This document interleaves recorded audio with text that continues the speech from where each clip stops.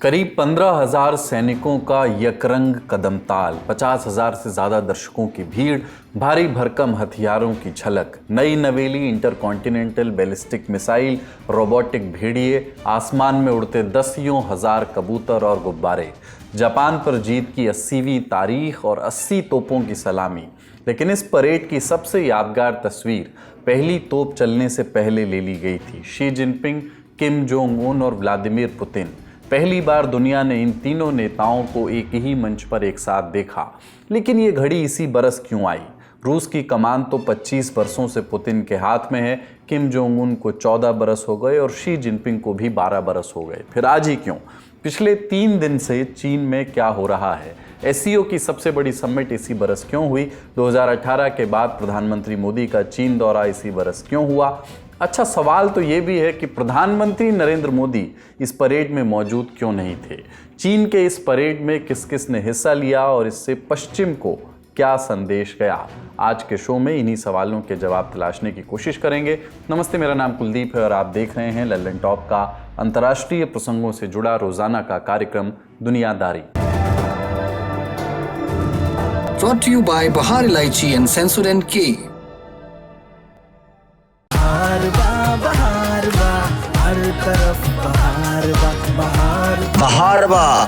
हर तरफ बहार। चीन की इस परेड में कुल 25 से ज्यादा देशों के नेताओं ने शिरकत की, लेकिन मेहमान खुसूसी थे रूसी राष्ट्रपति व्लादिमीर पुतिन और उत्तर कोरिया के supreme leader Kim Jong Un, जो लाल कालीन पर शी जिनपिंग के दाएं और बाएं खड़े हुए नजर आए। पैगाम था कि अमेरिका के परे भी दुनिया में एक ध्रुव है। पश्चिम की इन तस्वीरों पर पैनी नजर थी। तीनों नेताओं की एक एक हरकत को पश्चिमी मीडिया नोट कर रहा था। वो एक दूसरे को देख के मुस्कुराते तो एक वाक्य, करीब आते तो अगला वाक्य, और फिर हाथ मिलाना, गले मिलना, साथ खड़े होना, तालियां बजाना, सबके लिए अंग्रेजी शब्दकोश के हजारों शब्द न्यौछावर किए गए। आज इन तस्वीरों ने इतनी सुर्खियां बटोरी कि डोनाल्ड ट्रंप को फोमो हो गया। रहा नहीं गया तो अपने प्यारे साथी ट्रुथ सोशल को पुकारा और अपनी गैर हाजिरी का दुख मनाने लगे। उन्होंने पोस्ट किया कि सबसे बड़ा सवाल ये है कि क्या जिनपिंग इस बात का जिक्र करेंगे कि अमेरिका ने चीन को आज़ादी दिलाने के लिए कितना बड़ा समर्थन और कितना खून बहाया था, कितने अमेरिकी सैनिक मारे गए थे, क्या उन्हें आज सही मायनों में याद किया जाएगा? लेकिन यही बात खत्म नहीं हुई। ट्रंप ने पुतिन और किम से भी नाराजगी जाहिर की। उन्होंने लिखा कि मेरी तरफ से पुतिन और किम जोंग उन को गर्मजोशी से सलाम कहिएगा, जिनके साथ मिलकर आप अमेरिका के खिलाफ साजिश रच रहे हैं। बहरहाल ट्रंप को वहीं छोड़ते हैं। तीनों नेताओं की इस मुलाकात से पहले पुतिन चीन में ही मौजूद थे। वो शंघाई कोऑपरेशन ऑर्गेनाइजेशन एससीओ की बैठक के बाद से ही रूस वापस नहीं लौटे हैं। इसके अलावा किम जोंग उन 2 सितंबर की सुबह अपनी खास बख्तरबंद ट्रेन से चीन की सरहद में दाखिल हुए। ये ट्रेन बड़ी दिलचस्प है, वक्त निकाल करके आप इसके बारे में भी पढ़िएगा। 66 साल बाद कोई उत्तर कोरियाई नेता चीन की मिलिट्री परेड में शामिल हुआ। आखिरी बार 1959 में किम इल सुंग यानी किम जोंग उन के दादा और उत्तर कोरिया के संस्थापक चीन की परेड में शामिल हुए थे। बाकी मेहमानों की लिस्ट भी लंबी है, कौन कौन था देख लीजिए लाइनअप में। ईरान के राष्ट्रपति मसूद पेजेश्कियान, म्यांमार के जनरल मिन आंग लाइंग, मंगोलिया के राष्ट्रपति उखना खुरेलसुख, उज्बेकिस्तान के शौकत मिर्जियोयेव, बेलारूस के लुकाशेंको, वियतनाम के राष्ट्रपति लुओंग कुआंग, मलेशिया के प्रधानमंत्री अनवर इब्राहिम, मालदीव के राष्ट्रपति मोहम्मद मुइज्जू, नेपाल के केपी शर्मा ओली, जिम्बाब्वे के राष्ट्रपति मनगाग्वा और पाकिस्तान के प्रधानमंत्री शहबाज शरीफ। इसके अलावा इंडोनेशिया के राष्ट्रपति प्रबोवो सुबियांतो ने अचानक सरप्राइज एंट्री मारी, जबकि उनके अपने देश में सरकार विरोधी प्रदर्शन उफान पर हैं। लेकिन इस लिस्ट के अलावा कुछ ऐसे नेता भी हैं जिनकी मौजूदगी अपने आप में एक अजूबा है। वे नेता कौन से हैं? दरअसल ज़्यादातर पश्चिमी नेताओं ने चीन की परेड से दूरी बनाई, लेकिन 2 यूरोपियन चेहरे वहां मौजूद थे। पहले स्लोवाकिया के प्रधानमंत्री रॉबर्ट फीको और सर्बिया के राष्ट्रपति एलेक्जेंडर वुचिच, दोनों पिछले साल रूस की विक्ट्री परेड में भी शामिल हुए थे।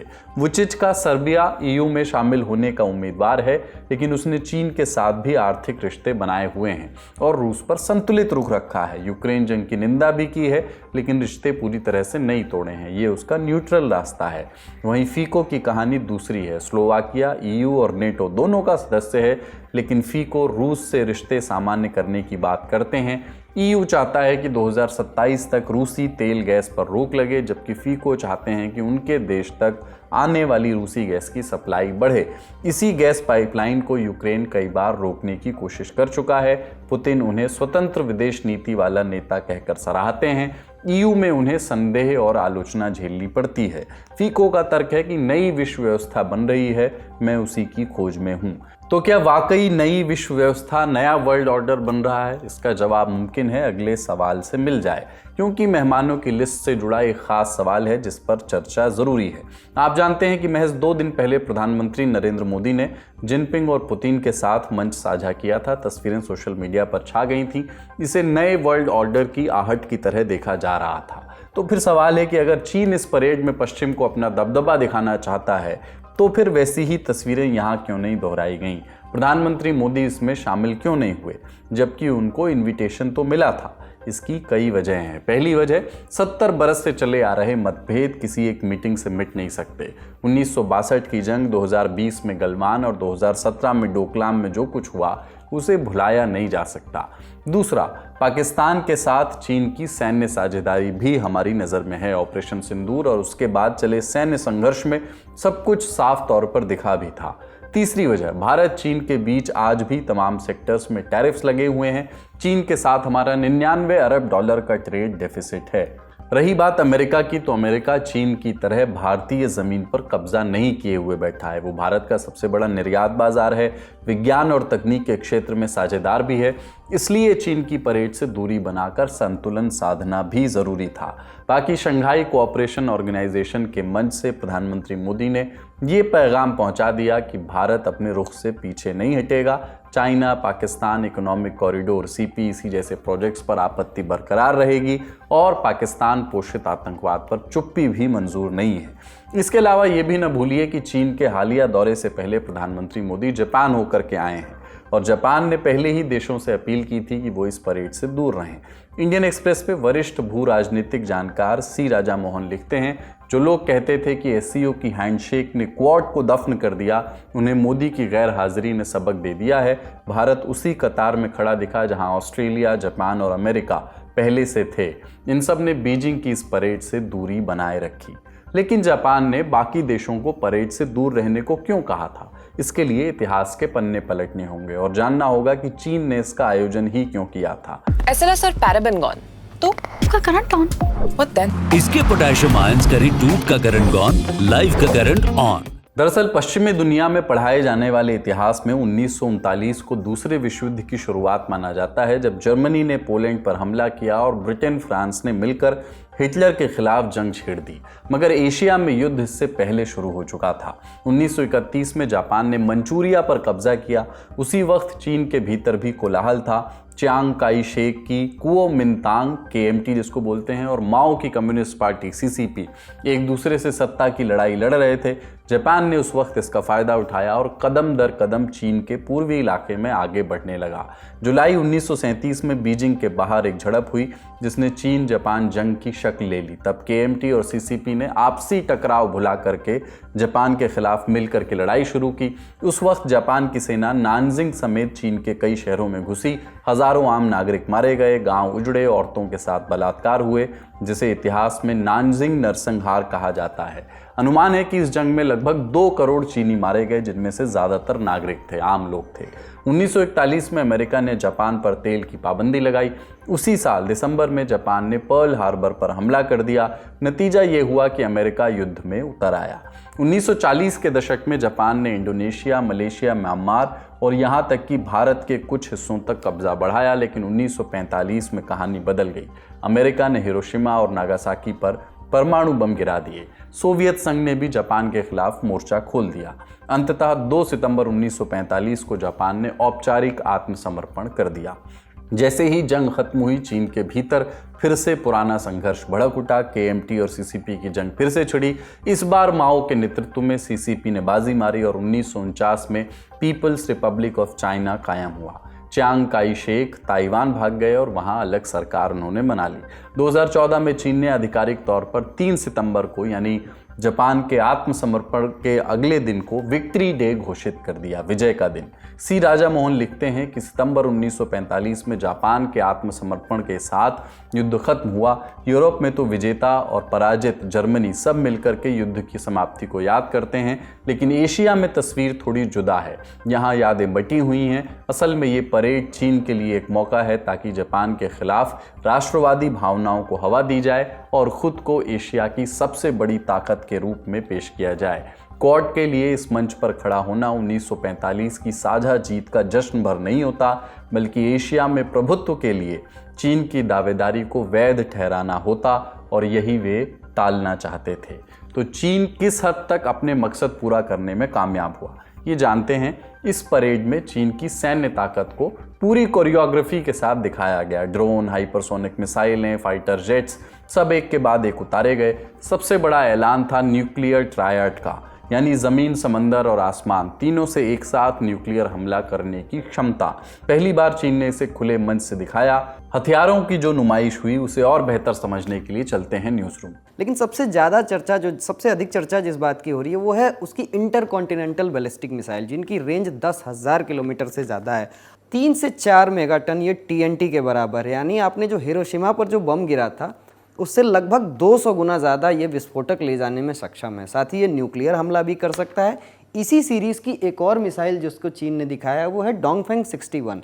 तो ये 2 मिसाइल्स हैं जिनकी रेंज 13,000 से 15,000 किलोमीटर तक बताई जा रही है, और ये अमेरिका के लिए चिंता का विषय है, क्योंकि ये अमेरिका को ही एक सिंबल के तौर पे, एक मैसेजिंग के तौर पे दिखाया जा रहा है कि देखिए हम 13,000 किलोमीटर तक हमारी रेंज है, हम आप पे हमला कर सकते हैं। इस तरीके की मैसेजिंग देने की कोशिश की है चाइना ने। एक एंटी शिप मिसाइल की बात सामने आ रही है। अब यहाँ मैसेजिंग ये है अमेरिका को कि आपके जितने भी बड़े बड़े एयरक्राफ्ट कैरियर हैं, चाहे USS जेराल्ड फोर्ड हो या निमिट्स क्लास के कैरियर हो, तो वो हमारे निशाने पर हैं और उनको हम तबाह कर सकते हैं।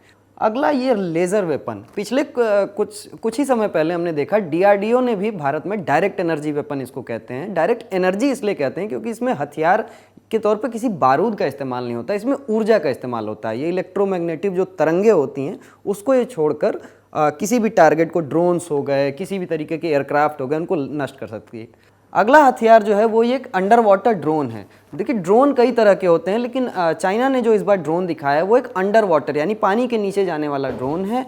करीब करीब 60 से 65 फीट इसकी गहराई बताई जा रही है कि उस गहराई में ऑपरेट कर सकता है। और सबसे दिलचस्प बात यह है कि ये न्यूक्लियर वेपन्स यानी परमाणु हथियार या परमाणु वॉरहेड ले जाने में सक्षम है। तो अगर इस तरह की कोई अंडर वाटर हथियार चाइना ने बनाए हैं तो यह निश्चित तौर पे एक रक्षा क्षेत्र में देखा जाए तो काफ़ी बड़ी उन्नति है। रक्षा क्षेत्र में और विशेषज्ञों के लिए भी ये स्टडी का विषय है कि आखिर अंडर वाटर ड्रोन, वो भी परमाणु शक्ति से लैस, तो वो किस तरीके से ऑपरेट करते होंगे।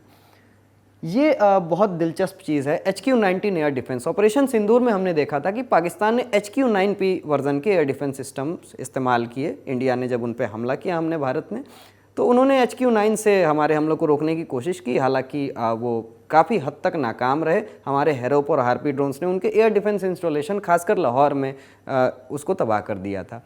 ये उसका और भी उन्नत वर्जन है। परेड में शी जिनपिंग का भाषण भी हुआ। 50,000 लोगों की भीड़ के सामने शी ने कहा, चीनी जनता हमेशा इतिहास के सही पहलू पर खड़ी है।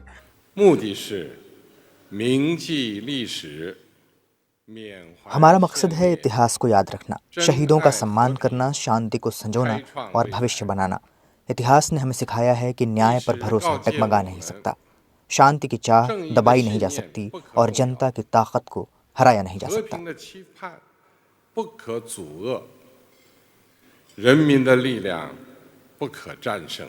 चीन ने पिछली बार विक्ट्री डे परेड 10 साल पहले की थी और वही पहला मौका था जब उसने इस जंग की जीत को इतने भव्य अंदाज में मनाया था।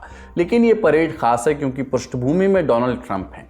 तो क्या इस बार की परेड में चीन अपना नैरेटिव सामने रखने में कामयाब रहा? क्या वो इस परेड के बल पर अपने आप को दुनिया में अमेरिका के विकल्प के तौर पर सामने रखने में कामयाब हो सका? पश्चिम इस परेड को कैसे देख रहा है, जानकारों से समझते हैं। जो एक पावर वैक्यूम दुनिया में इमर्ज हो रहा है उसको वो भरने की कोशिश कर रहा है, लेकिन ये उतना सिंपल नहीं है जितना प्रतीत हो रहा है। इसके गुत्थियां कई सारी हैं। अगर आप ये भी देखेंगे ना कि चीन इस समय क्यों कर रहा है, उसका सबसे बड़ा कारण है कि वो दिखाना चाहता है कि जापान के पराजय के बाद ये चीन अपने आप को मुक्त किया था। हालांकि वो दिखाते हैं कि उसमें पीएलए का रोल है, लेकिन जापान को पराजित किसने किया था? अमेरिका ने किया था। तो अगर आप अमेरिका ने पराजित किया था तो जाहिर है अमेरिका को भी इन्वॉल्व होना था। तो चीन ने तो पराजित किया नहीं है। तो ये एक नैरेटिव बनाने की कोशिश की जा रही है, दुनिया के वैसे राष्ट्रों की एकजुटता दिखाने की कोशिश की जा रही है जो पश्चिमी खेमे में दिखते नहीं है। परेड के बाद पुतिन और किम ने 2 घंटे से ज्यादा लंबी मुलाकात की। पुतिन ने किम जोंग उन को रूस आने का न्योता दिया। वार्ता से पहले पुतिन ने उत्तर कोरियाई सैनिकों का शुक्रिया अदा किया। कहा कि यूक्रेन के मोर्चे पर तुमने मॉस्को के लिए लड़ाई लड़ी। जवाब में किम ने कहा कि हम हर हाल में साथ देंगे। Хочу отметить, что ваши воины сражались мужественно и героически. मैं ये कहना चाहता हूँ कि आपके सैनिकों ने बहुत हिम्मत और बहादुरी से लड़ाई लड़ी। हम आपके सैनिकों और उनके परिवारों के बलिदान को कभी नहीं भूलेंगे। Хочу отметить, что мы никогда не забудем и тех жертв, которые принесли ваши вооруженные силы. И अगर मैं आपके लिए या रूसी जनता के लिए कुछ कर सकता हूं या कुछ करना ज़रूरी है तो मैं उसे भाईचारे का फ़र्ज मानता हूं। मैं मदद करने के लिए हर संभव कोशिश करने के लिए तैयार हूं। बड़ी खबर यहीं तक। अब रुख करते हैं सुर्खियों का। बात पश्चिमी देशों की कर रहे हैं तो पहली खबर वहीं से। अमेरिकी राष्ट्रपति डोनाल्ड ट्रंप ने दावा किया है कि अमेरिका की सेना ने एक छोटे जहाज पर हमला किया जो कथित तौर पर वेनेजुएला के ट्रेन डी अरागुआ गैंग के लिए ड्रग्स ले जा रहा था। ट्रंप ने हमले में 11 लोगों के मारे जाने का दावा किया है। ट्रंप ने सोशल मीडिया पर लिखा, आज सुबह मेरे आदेश पर अमेरिकी सेना ने ट्रेन डी अरागुआ नाम के आतंकी संगठन के लोगों पर हमला किया। ये संगठन वेनेजुएला के राष्ट्रपति निकोलस मादुरो के इशारे पर चलता है। ये अमेरिका और पश्चिमी देशों में हत्याएं, ड्रग्स तस्करी, सेक्स तस्करी और हिंसा जैसी घटनाओं के लिए जिम्मेदार है। इस बारे में और जानकारी दी अमेरिकी विदेश मंत्री मार्को रूबियो ने। उनके मुताबिक ये हमला दक्षिण कैरेबियन समुद्र में इंटरनेशनल वाटर्स में हुआ।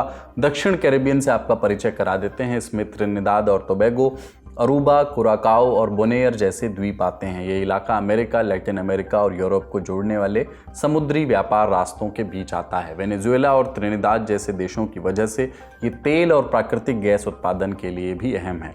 यह हमला लैटिन अमेरिका के ड्रग गिरोहों के खिलाफ अमेरिकी सरकार का बड़ा कदम माना जा रहा है। अमेरिकी विदेश मंत्रालय ने इसी साल फरवरी में ट्रेन डी अरागुआ को आधिकारिक तौर पर आतंकी संगठन घोषित किया था। इससे पहले अगस्त में सीएनएन ने खबर दी थी कि अमेरिका 4000 से ज़्यादा मरीन्स और नाविकों को लैटिन अमेरिका और कैरेबियन समुद्र में तैनात कर रहा है। इसका मकसद ड्रग्स गिरोहों को रोकना है। इस तैनाती से अमेरिका और वेनेजुएला के बीच तनाव और बढ़ गया है। ट्रंप के इस कदम का जवाब देने के लिए मादुरो ने भी अपने तटों पर सैनिकों की तैनाती बढ़ा दी थी। अगली खबर, अमेरिका के राष्ट्रपति डोनाल्ड ट्रंप ने 2 सितंबर को एक प्रेस कॉन्फ्रेंस की जिसमें कहा कि उन्होंने भारत पर 50% टैरिफ इसलिए लगाया है क्योंकि लंबे समय तक दोनों देशों के बीच एक तरफा रिश्ता था। ट्रंप ने और क्या कहा, 5 पॉइंट्स में जान लीजिए। भारत अमेरिकी सामानों पर 100% टैरिफ लगाता है। ये दुनिया में सबसे ज़्यादा है। इसकी वजह से अमेरिका और भारत के व्यापार में असंतुलन पैदा हो गया है। अमेरिकी कंपनी हार्ले डेविडसन भारत में मोटरसाइकिल नहीं बेच पा रही थी क्योंकि भारत ने 200% टैरिफ लगाया हुआ था। इस वजह से कंपनी ने भारत में ही एक प्लांट बनाया जिससे अब उसे टैरिफ नहीं देना पड़ता। गलत टैरिफ स्ट्रक्चर की वजह से कंपनियां अमेरिका से बाहर फैक्ट्रियां लगा रही थीं, लेकिन अब मेरी सरकार की पॉलिसीज़ और रेसिप्रोकल टैरिफ्स की वजह से ये ट्रेंड पलटने लगा है। कई कार कंपनियां चीन, मेक्सिको और कनाडा से आकर अमेरिका में फैक्ट्री बना रही हैं। इसके पीछे 3 वजहें हैं। कंपनियां अमेरिका में रहना चाहती हैं, टैरिफ उन्हें सुरक्षा देते हैं और यहाँ निर्माण करने से उन्हें एक्स्ट्रा टैक्स नहीं देना पड़ता। इसके पहले 1 सितंबर को ट्रंप ने यह भी दावा किया था कि भारत ने उनके सामने टैरिफ घटाने की पेशकश रखी है। ट्रंप की बातों पर तो क्या ही कहें, लेकिन उनके टैरिफ का भारत रूस संबंधों पर फिलहाल असर पड़ता नहीं दिख रहा है। रूस के स्टेट मीडिया तास की रिपोर्ट के मुताबिक भारत रूस से additional S-400 surface to air missile system खरीदने पर बातचीत कर रहा है। रूस की federal service for military and technical cooperation के प्रमुख दिमित्री शुगायेव ने बताया कि भारत पहले से ही S-400 का इस्तेमाल कर रहा है। अब दोनों देशों में नई डिलीवरी के लिए बातचीत जारी है। 2018 में नई दिल्ली ने मॉस्को के साथ $5.5 अरब का समझौता किया था। इसके तहत 5 S-400 ट्रायम्फ सिस्टम मिलना तय हुआ था। ये डील चीन की बढ़ती सैन्य ताकत का सामना करने के लिए की गई थी, लेकिन बार बार देरी हुई और अब आखिर में 2 यूनिट जो आखिर के थे वो 2026 और 2027 में मिलने की बात सामने आई है। फ्रांस और इजराइल से बढ़ती खरीदारी के बावजूद रूस भारत का सबसे बड़ा हथियार सप्लायर बना हुआ है। Stockholm international peace research institute के अनुसार 2020 से 24 के बीच भारत के 36% हथियार रूस से ही आयात हुए। जहां एक तरफ दोनों देशों के बीच हथियार खरीद बढ़ाने पर बात हो रही है, तो दूसरी तरफ भारत का रूस से तेल इंपोर्ट भी बढ़ रहा है। ब्लूमबर्ग की रिपोर्ट के मुताबिक रूस ने भारत को और भी सस्ते दाम पर तेल देने की पेशकश की है।